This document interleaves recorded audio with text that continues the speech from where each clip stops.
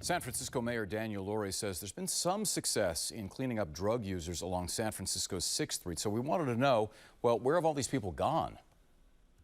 Well, today we're looking at a once sleepy street in the Mission District, which practically overnight has been overrun by drug users, mostly from 6th Street. ABC 7 Building a Better Bay Area reporter Leanne Melendez found out neighbors are at their wits' end. So I don't know how anyone can live on that street. Now, one neighbor got so fed up that he began posting on social media how unlivable it has become for his family. We were asked by neighbors to spend time there. We did. And despite a visit from Mayor Lurie, nothing has changed. I don't think I want to stop using drugs. It's the problem. By refusing to stop using drugs, his problem now becomes this other man's problem. It's not fair to mix these drug addicts who refuse service in with everyone else who's paying a ton of money to live here, who's raising their kids here, who's driving around, who's trying to just not live like a stressed out life.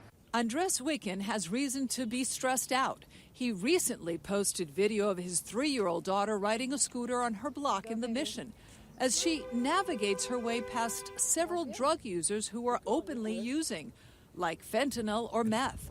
Some are nodding in and out of consciousness. It caught Mayor Daniel Lurie's attention. He stopped by Julian Avenue a few days later. What did he promise? The mayor said that it was unacceptable and that he was going to, try to do more.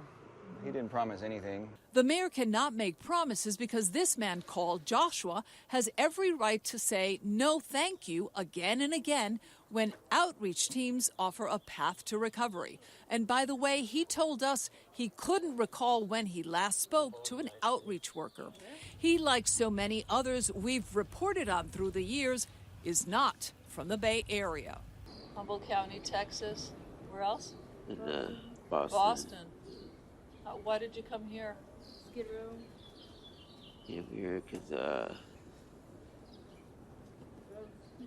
Drugs? Drugs, I guess, yeah. He told us he funds his addiction by reselling the products he steals from a Safeway grocery store. Since taking office, Lurie has been posting mainly about his accomplishments and how the city itself is in recovery mode. But he also realizes the challenges associated with the fentanyl crisis. At night, it is still a big struggle, and so we have work to do. It's true, there have been more arrests during both his administration and the previous Breed administration. Incidents reports from SFPD show from April 2024 to April of this year, there have been 5,163 reported drug-related arrests and citations, an increase of 25% from the past 3 years. But most of those drug-related incidents were misdemeanors. The Soma neighborhood had more arrests than anywhere else. That's why the mobile triage was placed on 6th Street with the intention of processing drug users and offering treatment. Police told us since the mobile triage opened on February 7th of this year, there have been 360 drug-related arrests. That's only about 4 arrests a day. Low when you consider the amount of people admittedly using drugs out in the open. We are making arrests. I know you're not there 24 hours a day, but we are. And there are times where we're making arrests, times we're in other areas of the city, but we're going to be relentless. But many have now come to realize that most have simply moved to other neighborhoods, which brings us back to Julian Avenue in the Mission. Neighbors here have seen a dramatic increase in the number of drug users, and they claim police are not arresting anyone. While we were there, people were openly using drugs, and we saw no one arrested or cited. Drug users, no. No, the cop just drove by. I just sent you the video. The cop just drove by. There's 15 drug users in front of my house, and the cop just got on the speakerphone, plays clear out the street. They just clear them out. But people are literally smoking fentanyl bongs all over the place. What stuck out for us was the decline in the quality of life of these neighbors.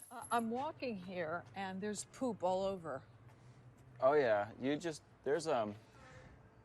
I was walking here earlier, and there was actually a couple chunkies in the street. If we could go scout them out if you wanted to. Another neighbor sent these photos of nearby Weiss Street, where the drug crisis is most prevalent. They say they have reached a point of compassion fatigue when it comes to drug users and the homeless. Everybody has to tell drug addicts, please don't do that here, go away, because they just think that it's okay, like that we're like okay with it. We're not okay with it. It's disgusting. And if you've ever traveled and if you've ever left the country, you'd realize that this is an insane society and we have so much money and we're just blowing it. And we reached out to the DA's office to see how many of those cases are prosecuted. They told us they have filed 80% of the felony narcotics cases they have received after police made that initial arrest. Now, those are mostly drug dealers.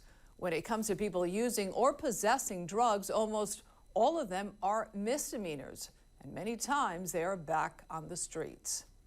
In the newsroom, Leanne Melendez, ABC 7 News.